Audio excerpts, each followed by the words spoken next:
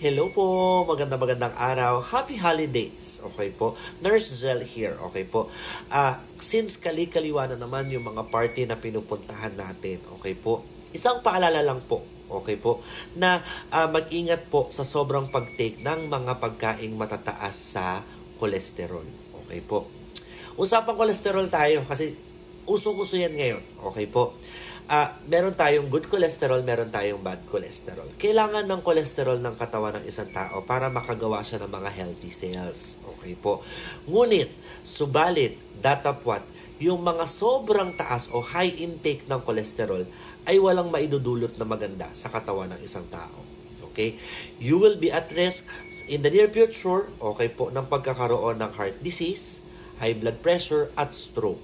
Okay po. Ngayon, meron po akong picture dito. Okay, meron tayong phases ng pagtaas ng kolesterol. Meron po yung mga sintomas o meron po kayong mga mararamdaman na sa katawan ng isang tao kapag tumataas na po yung kolesterol nyo. Unang-una, minsan namamanhid, nangangalay. Okay po? Minsan sumasakit yung inyong dibdib. Minsan pakiramdam mo lagi kang busog. O di kaya naman minsan namamanhid yung inyong mga binti. Okay po, so maaaring tumataas ang kolesterol ninyo.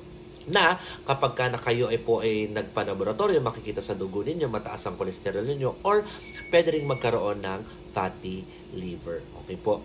Ngayon, ano po yung pwede nating gawin para po mapababa o makaiwas sa pagtaas ng kolesterol? Unang-una sa lahat, syempre, kumain tayo ng mga green leafy vegetables, high fiber diet, at makakatulong po sa inyo yung Chef Ives Paragis Herbal Tea and Capsule. Kasi unang-una sa lahat, mataas ang fiber ng Chef Ives Paragis Herbal Tea and Capsule.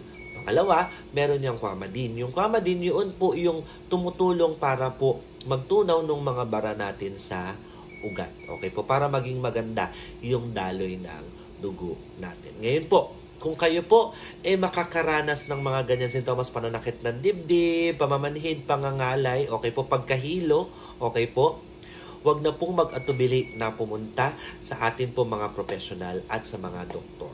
Okay po. Pero kung as early as now, kung gusto niyo pong ma-prevent, o di ba? May kasabihan tayo, di ba? Prevention is better than cure. Pwede niyo pong subukan yung Chef Ives Paragis Herbal Tea and Capsule. Okay po. Ngayon, kung meron po kayong mga katanungan pa o karagdagang mga agam-agam, kuro-kuro, comment down below or i-message nyo po ako dito sa TikTok. Okay po? Mag-ingat-ingat po ngayon pong holiday season sa inyong lahat. Okay po? Magandang araw. Bye-bye po. Mwah!